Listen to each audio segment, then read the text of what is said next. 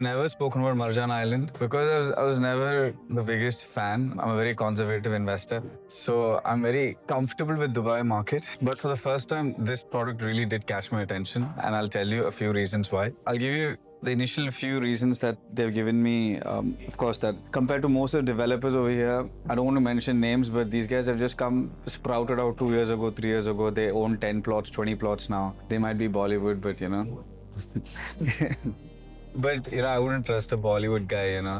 This is Al Hamra. The CFO is the Crown Prince of Ras Al Khaimah. First of all, that's one of the biggest, most important points for me. 18-hole golf course, beach access, all of that's great. Aldar is developing a mall over there. Ellington has plots. So these are interesting points.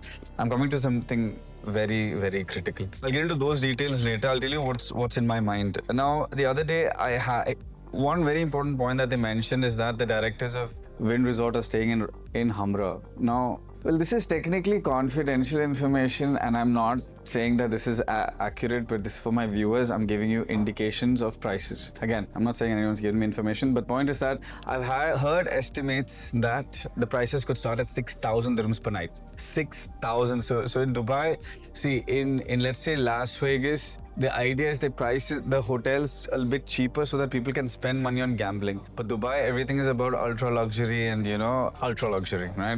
They want this also to be like the Royal Atlantis. So the prices are going to start at 6,000 dirham per square foot. Now, if you look at the numbers, okay, yes, from CBRE and Colliers, and Fitch reports, the estimated number of visitors are 3.8 million. Visitors. Last year, Dubai Mall had record number of visitors, 27 million visitors. Now, when visitors come to Dubai, tourists come to Dubai, this is going to be a tourist attraction, 100%. It's definitely going to be a tourist attraction. Now, everyone, okay, if a visitor is coming to Dubai, how do they plan? These many days on the Palm, these many days in downtown, these many days in Yas Island. Now, next is going to be these many days in 100%. I'm also excited. I've never been to a casino, but I'm also excited, That's one. Number two, if you look at the supply, there are even up to 2030, I think there'll be maximum 12,000 hotel keys and around 22,000 residential units. That's it. 3.8 million visitors. Now, in these 22,000 units, only 25% are actually branded units. Somewhere around 4,800 units are actually branded units. Now, I did speak about, I'm a big fan of Emaar. So I did speak about address in a bit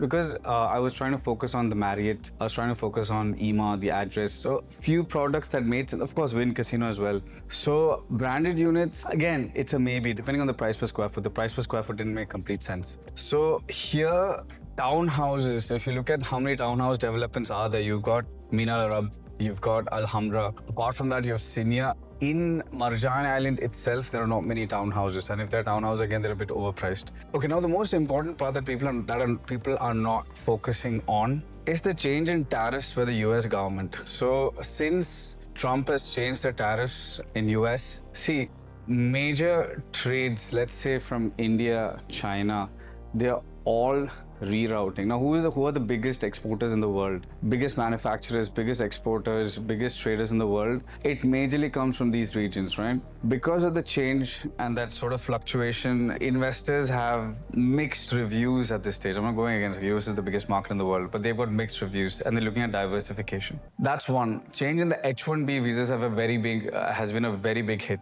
So now there are speculations that it will go up to like $100,000 per H-1B visa for skilled workers. Now, if that happens, clearly, where do the manufacturers, where do the traders go? So if you look at the numbers, there's been a huge spike. Last year alone, 13,000 commercial units in Ras Al Khaimah. Now, if you notice, apart from DIFC and ADGM, Ras Al Khaimah has this foundation as well. You can set up a foundation. Now, who sets up family office and foundations, right? The big boys. Then, apart from foundations, the Ras Al Khaimah free zone. The industrial warehouse activity in Ras Al Khaimah, if you look at the numbers, to rent a warehouse in Ras Al Khaimah, it's around, let's say, 12 to 15 dirham per square foot. Compared to Dubai, which is 50 to 60 dirham per square foot. That is why I know especially Indians are aggressively picking up industrial and warehouse lands aggressively picking up lands in Ras Al Khaimah. The office rents also, it's around, let's say, 200 to 280 dirham per square foot rents in Dubai, and in Ras Al Khaimah, 50 to 55 dirham per square foot. So this So it's, for me, I'm not only looking at Wynn Casino, I'm looking at the macro markets. You should always analyze both, right? Macro and micro markets.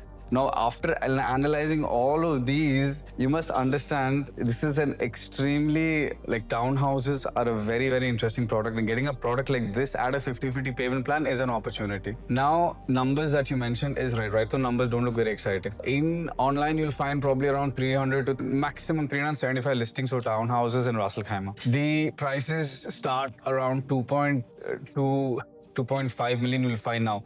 But they'll be older designs. The rents are not very high. Around 100,000, 100 to 130,000 you can rent a townhouse in Ras Al Khaimah. But like he rightly mentioned, it's an emerging market. Again, look at the numbers. 3.8 million visitors, 6,000 dirhams where casino is going to start, 12,000 hotel keys, 19,000 apartments, or limited supplies, only townhouses. Now, if a visitor is planning to come, let's say a visitor with a family, mostly people, what is the most common demographic? Husband, wife, 2 kids. They're coming in. Instead of booking a studio suite for 6,000 dirhams, if Wynn Casino is listing at 6,000 dirhams per night, let's say the next hotel will charge at 4,000. Now, with zero market, if you look at the hotel rates, it's quite expensive. It's around 2,500. I was surprised at Marjan Island's hotel rates. They're quite expensive. Commercial occupancy rate is at around 85%. That's insane. That's insane in Ras Al Khaimah. That shows the number of increase in industrial and commercial activity happening in Ras Al Khaimah. So this is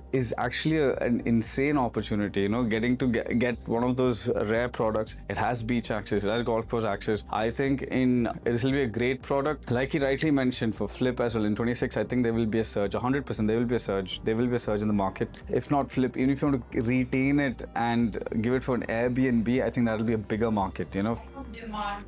Huge. I mean, there's no supply. I mean, if you look at it again, so if you look at it, so this is the location, right?